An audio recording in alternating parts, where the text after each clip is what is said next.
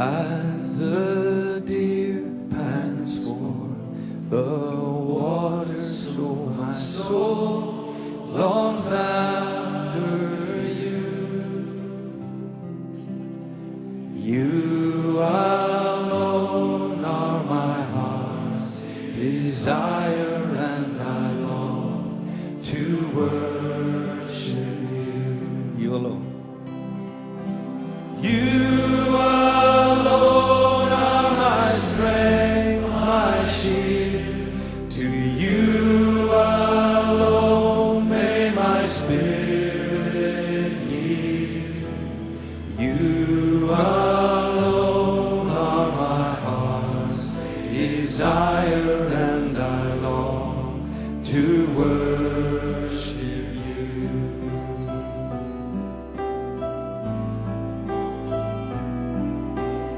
You're my friend, and you are my brother, even though you aren't a king. You're my friend, and you are my brother, even though you are a king.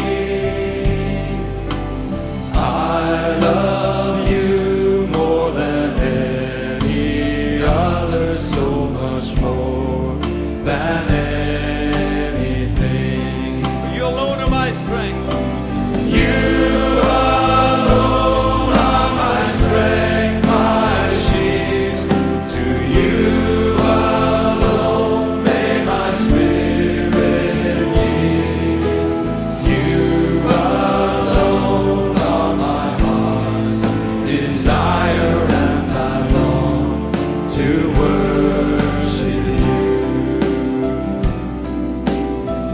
the first verse and the chorus again. As the deer pants for the water.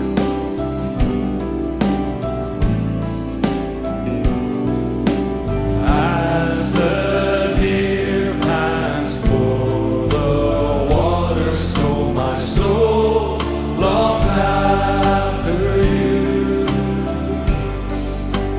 You alone are my heart's desire, and I long to worship you. You alone are my strength, my shield. To you alone may my spirit yield. You alone are my heart's desire, and I long to worship you. You alone. You alone are my strength, my shield. To you alone may my spirit yield. You alone are my heart's desire, and I long to worship you. Oh Lord, you are the desire of our hearts this day. Lord, you are the desire of all the nations. And so, Father, we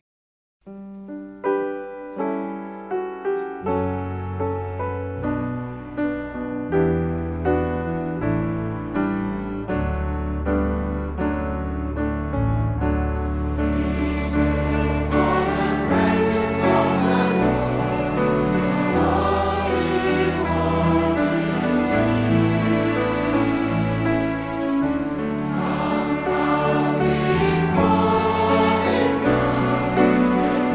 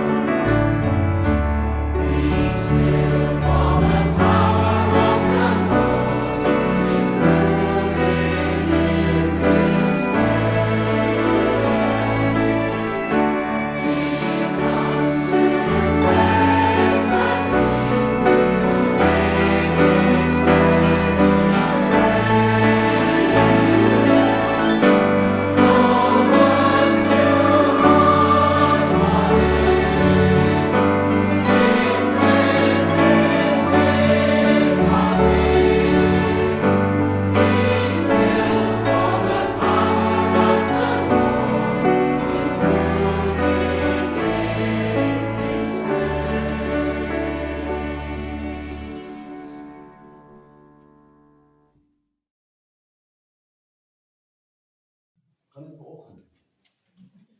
Great morning this morning. This is the day that the Lord hath made, and we will rejoice and be glad. Join with me as we praise the Lord with us. Our Father, who art in heaven, hallowed be thy name. Thy kingdom come, thy will be done, on earth as it is in heaven. Give us this day our daily bread, and forgive us our trespasses, as we forgive those who trespass against us. And lead us not into temptation, but deliver us from evil.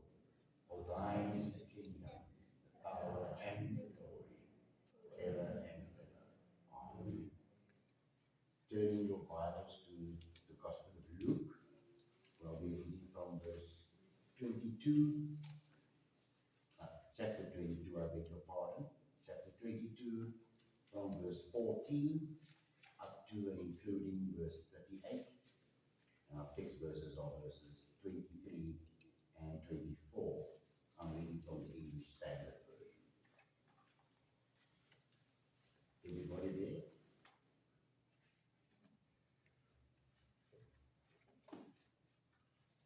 Luke 22, verse 14. And when the hour came, he reclined at table, and the apostles with him. And he said to them, I have earnestly desired to eat this Passover with you before I suffer. For I tell you, I will not eat it until it is fulfilled in the kingdom of God. And he took a cup, and when he had given thanks, he said, Take this and divide it among yourselves. For I tell you that from now on I will not drink of the fruit of the vine until the kingdom of God comes. And he took bread, and when he had given thanks, he broke it and gave it to them, saying, This is my body, which is given for you. Do this in remembrance of me. And likewise the cup, after they had eaten, saying, This cup which is poured out for you is the new covenant in my blood. But behold, the hand of him who betrays me is with me on the table. For the Son of Man goes as it has been determined, but woe to that man by whom he is betrayed. And they began to question one another, which of them it could be who was going to do this. A dispute also arose among them as to which of them was to be regarded as the greatest. And he said to them, The kings of the Gentiles exercise lordship over them, and those in authority over them are called benefactors. But not so with you. Rather, let the greatest among you become as the youngest, and the leader as one who serves. For who is the greater, one who reclines at table or one who serves? Is it not the one who reclines at table? But I am among you as the one who serves. You are those who have stayed with me in my trials, and I assign to you, as my Father assigned to me, a kingdom, that you may eat and drink at my table in my kingdom, and sit on thrones, judging the 12 tribes of Israel. Simon, Simon, behold, Satan demanded to have you, that he might sift you like wheat. But I have prayed for you, that your faith may not fail. And when you have turned again, strengthen your brothers. Peter said to him, Lord, I'm ready to go with you both to prison and to death. Jesus said, I tell you, Peter, the rooster will not crow this day until you deny 3 times that you know me. And he said to them, When I sent you out with no money bag or knapsack or sandals, did you lack anything? They said, Nothing. He said to them, But now let the one who has a money bag take it, and likewise a knapsack, and let the one who has no sword sell his cloak and buy one. For I tell you that this scripture must be fulfilled in me. And he was numbered with the transgressors. What is written about me has its fulfillment. And they said, Lord, Lord, there are two swords, and he said to them, it is enough. I read so far in God's word. May God bless the reading of his word to us this morning. I've given my sermon the title, The Atmosphere of the Lord's Supper. The atmosphere of the Lord's Supper. Friends, all of us present here this morning are very familiar with the elements of this ordinance of communion. We are familiar with the morsel of bread that we will take in our hands, and we are familiar with the little cup of juice, grape juice that we will drink, and we all know that they symbolize the body and the blood of Christ. Christ's body given for us, his blood shed on the cross to cleanse you and I of our unrighteousness. And they should remind us also this morning of the Lord Jesus Christ's presence with us this morning. That his Spirit lives within us. That his precious Spirit is walking among you this morning. Right now as we meet. But this morning, as we ready ourselves for the table, I'd like to speak around a few points concerning the atmosphere around the table on that Passover when the Lord instituted the first communion. I'd like us to look at the aura, the atmosphere of that moment, and let it speak to us this morning. Brothers and sisters, firstly, when I read this, I see the atmosphere of the Lord's table speaks the word about betrayal. A word about betrayal. Look at verse 22. Somebody would read verse 22. Read it loud for us. Verse 22, Brother Eddie. For indeed the Son of Man is going, as it has been determined, but woe to that man by whom he is betrayed. But woe to that man by whom he is betrayed. The Lord's disciples were struck by the Lord's words that one of them at that table would betray him. How could this be? How could this be? How could one of them who had walked with him so closely, who knew him so intimately, how could one betray him? The sad truth, friends, is that betrayal is always present in this world. And betrayal cuts deepest when it comes from someone that you care for. And it is an equally sad truth that we have, all of us, or we all will, at some point in our lives, be betrayed. Another sad truth, beloved brothers and sisters, is that the seed of betrayal lies dormant in every human heart. You and I should be fully aware this morning of the fact that we live with a real possibility that we may, in some way, betray our Lord. Just like Simon Peter did after telling the Lord that he would never desert the Lord. Or even as Judas did in his hypocrisy. This word of betrayal reminds us this morning of the power and the pull of the world on us. Let us not be deceived this morning that we live in a holy huddle. Let us not be deceived this morning and say that the world has no effect on us. This word of betrayal at the Lord's Supper speaks to us of the betrayal in the world and reminds us of the power and the pull of the structures and the patterns of this world. Let us be on our guard. Secondly, the atmosphere of the Lord's Supper, verses 24 and verse 25, says a word about greatness. Let us hear verse 24 and 25, Brother Eddie.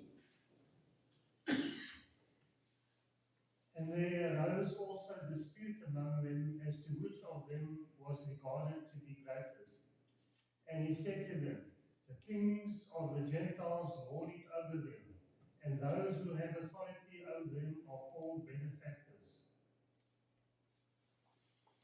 Beloved, it is rather shocking to note that in the midst of the activities of the Lord's Supper, after the Lord Jesus Christ has told them that one of them would betray him, you do not find silence. You do not find thoughtfulness. You do not find introspection. You definitely do not find remorse. What you find is them arguing about rank. What you find is them arguing who will be the greatest, who would be the most important. Sound familiar?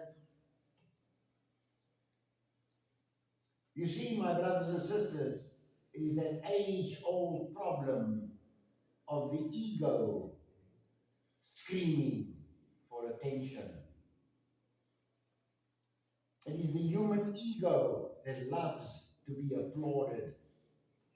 It is the human ego that wants to be recognized and praised and have authority over others. And the Lord, praise God, in his infinite patience, has to remind them that his kingdom is not like earthly kingdoms, where the leaders lord it over the people. That his kingdom is different. He has to remind them that in his kingdom, leadership is another word for servanthood. I want to repeat that this morning. True leadership is a synonym for true servanthood. Servanthood. The one who serves greatest will be the greatest. What we should never forget, friends, is that the first Lord's Supper was just a stopping place on the way to Calvary. Hierdie waar die Here die nagmaal instel, was net 'n stop op pad na die kruis. This was a moment in the Lord's journey, but his journey didn't end here. His journey ended on Calvary. Friends, our observance of the Lord's Supper must always have this about it. As you take that little cup this morning, and you take that little morsel of matzah, that little morsel of bread, please know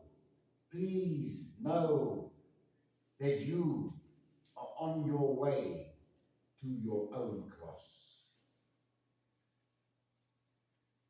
As ek hierdie bekertjie in my hand vat vanoggend en hierdie stukkie brood, dan weet ek in my hart, ek is op pad na my eie kruis.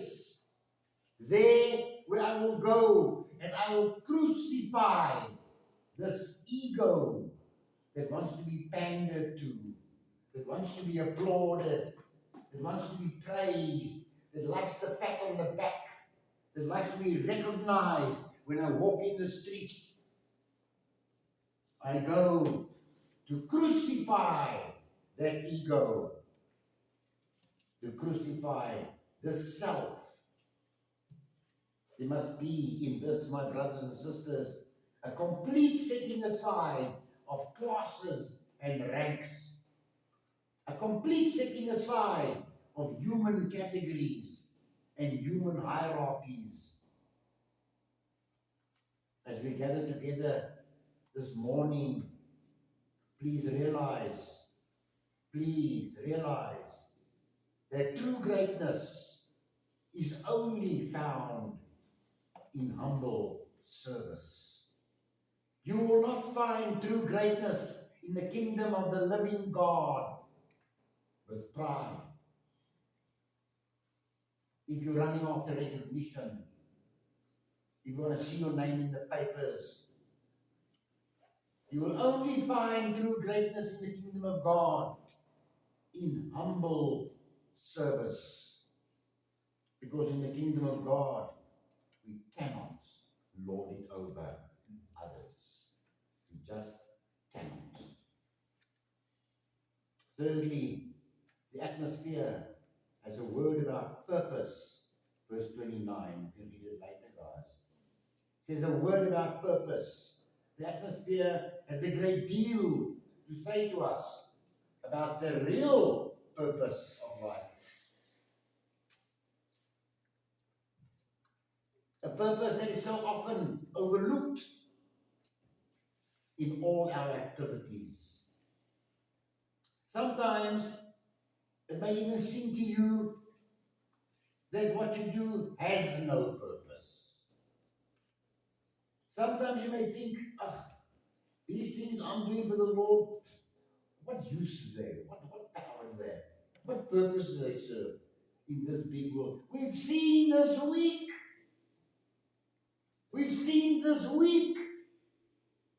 in the midst of our difficulties, when we took our eyes off our own problem and lifted our eyes to God, we saw how God takes the little things that mean nothing in the world, that are insignificant amongst the powerful and the wealthy, and He does good, great deeds there where they are needed the most. So please do not feel that the little you do doesn't make a difference. It takes 1,000,000 stitches to make a tapestry. All you need to be is one little stitch in that beautiful picture that God has.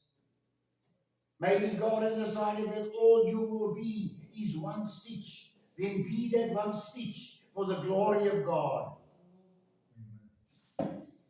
And don't be put off by I am just one little stitch. Saying to Marsha, why don't you just, she wants to now make Humpty Dumpty bears. I said, well, why don't you just knit a square and then you cut out the wool? She said, man, you can't. Because if you cut the stitch, everything comes loose. If you cut one stitch, everything comes loose. Yes, Sister Francis? Dan ravel alles uit. So do not think that your little one stitch means nothing. I wanted to cut the teddy bears out. She said, no. If you cut that stitch there, everything ravels out. The same. Your stitch is very important in God's plan and purpose. Friends, the Lord's Supper reminds us that God has committed the problems of Friedenberg into our hands. I'm going to repeat that. The good God who hears prayer call out to him in sincerity and deep anguish, he hears them and he's given the problems of the West Coast into our hands. Excuse me. All around us are people bound by sin. All around us are people battling through life. Amen? Mense sukkel, my vriende. Hulle sukkel emosioneel. Hulle sukkel psigies. Hulle sukkel finansiëel. Hulle sukkel met siekte. Hulle is gebroke mense en hulle is al om ons. And though we may feel that our work serves no real purpose, and even when we feel betrayed by those whom we care for, we should remember that God, in His infinite wisdom, has chosen to set us, you and I, in this broken world as witnesses and a helping hand to others. I'm overjoyed this morning that we can make a difference in Freeburg, even if it's a difference in the life of one broken child. One. That's all. If God calls me home at 80 years and I've only been able to improve the life of one lost child, one, I will go home happy, thinking I've done a good thing in life. Friends, this is not something that you and I can hand over to somebody else. Hierdie is nie 'n taak wat ons kan outsource nie. We cannot outsource this. We cannot pass this buck. We cannot make it somebody else's problem. Or what we like to do so often, we do nothing because we know others will. We leave it in the hands of others, and everyone is leaving it in the hands of somebody else. And guess what? Nothing gets done.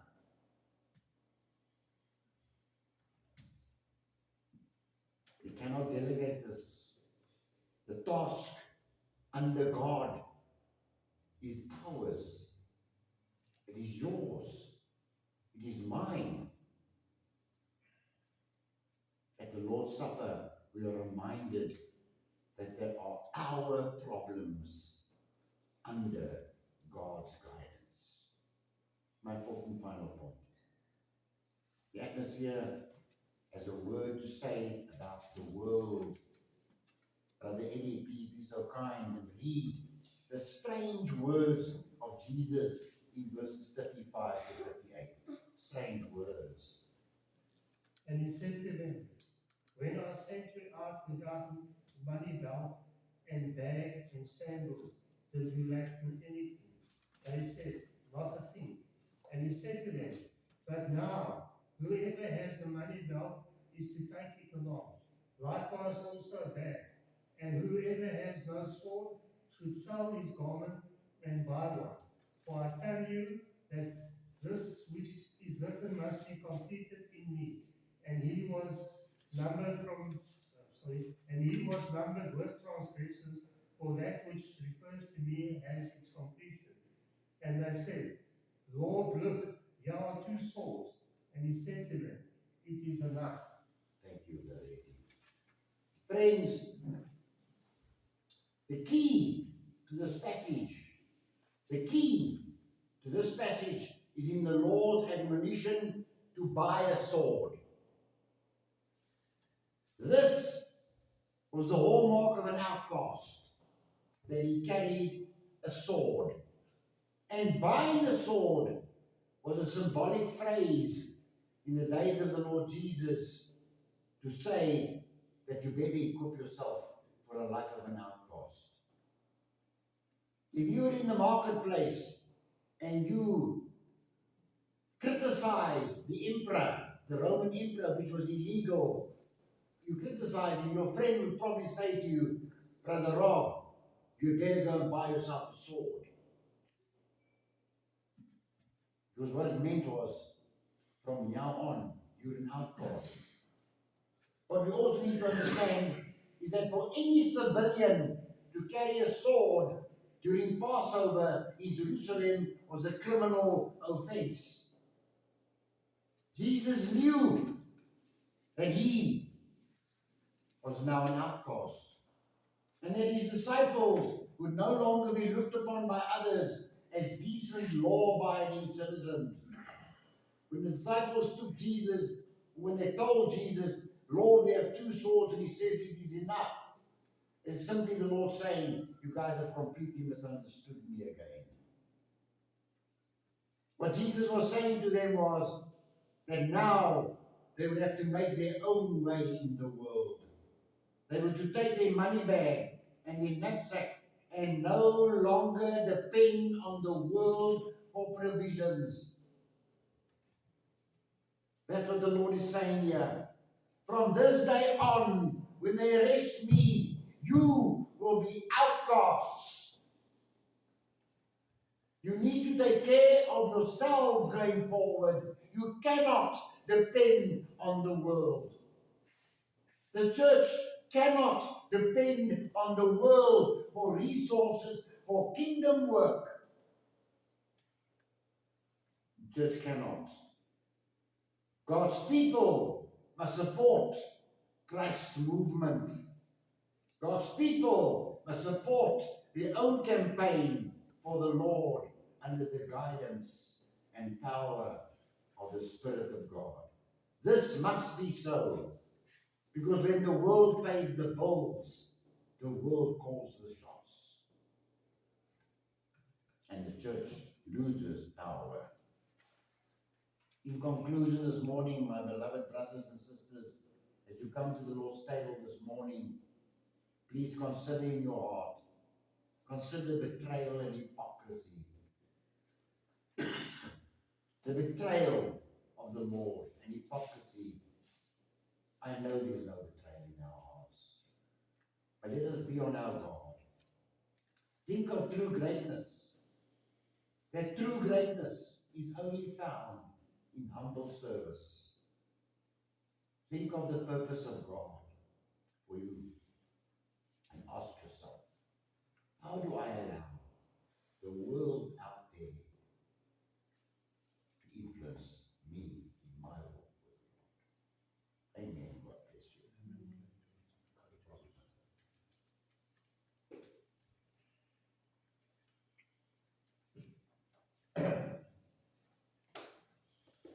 Brother Eli, please stand and close us.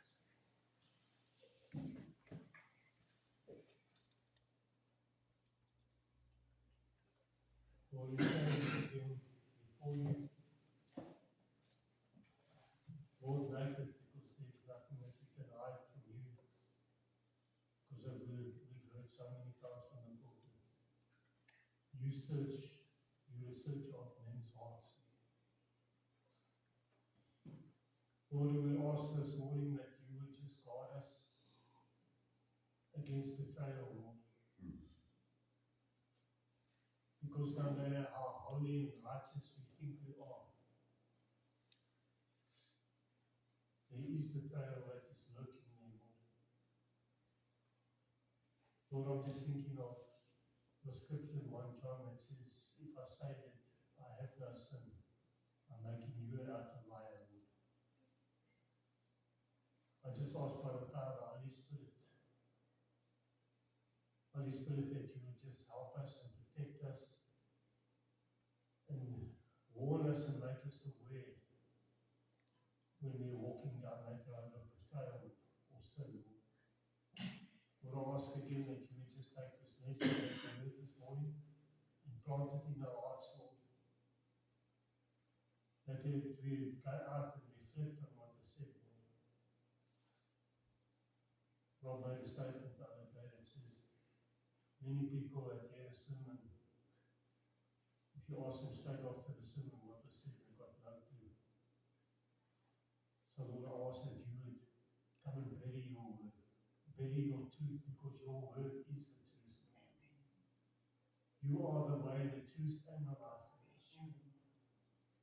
Lord Jesus, we just worship you and praise you and thank you that you've taken us out of this world of darkness into the light. That you have chosen us. That you have chosen to show us the light. Because in the world, there's utter darkness and blindness. We are so privileged, Lord. And we give you thanks for it.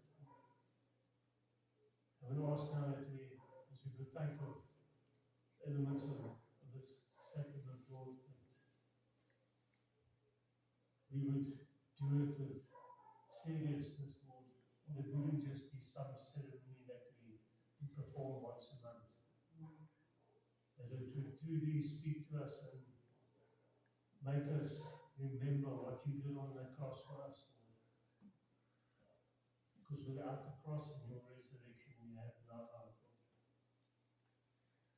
Who would we run to in our times of difficulty?